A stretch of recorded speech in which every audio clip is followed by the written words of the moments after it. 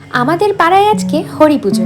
High, আমি স্নেহা। ছোটবেলা থেকেই হরি পুজো আমাদের কাছে খুবই স্পেশাল। প্রত্যেকটা বছর অপেক্ষা করে থাকি এই দিনটার। প্রথমেই পৌঁছে গিয়ে ঠাকুর দর্শন করে মন ভরে প্রণাম করে নিলাম। তারপর মা এক এক করে গোপালগুলোকে হাতে লাড্ডু দিচ্ছে। কিন্তু এই লাড্ডুগুলো এক সেকেন্ডের জন্য গোপালগুলোর হাতে থাকে। কেন আবার ছোট ছোট বাচ্চাগুলো এসে হাত থেকে নিয়ে চলে যায়। তারপরে মা গুজিয়া হরির লুট দিল। তারপরে চলে গেলাম তিলক। কিন্তু আমার কপাল তো বাঁধানো, একবারে তো কিছুই ঠিক হয় না। তাই প্রথমবার ঘেটে গেছিল বলে দাদুটা আবার মুছে আবার নতুন করে পরিয়ে দিল। তারপরে আর কি বসে বসে একটু কীর্তন শুনছিলাম আর ঠাকুর দেখছি। কিন্তু ঠাকুরকে যতই দেখছিলাম মন আর ভরছিল না, মনে হচ্ছিল যেন তাকিয়েই থাকি। দেখো কি সুন্দর করে ঠাকুরের স্থানটাকে সাজিয়েছে। এখন তো শুধু খাই দাই আর ঘুরে বেড়াই আর গল্প করি। তো ছোটবেলায় এত মজা, দৌড়াদৌড়ি, ছোটাছুটি, খেলা, খাওয়া দাওয়া, আরো কত কিছু।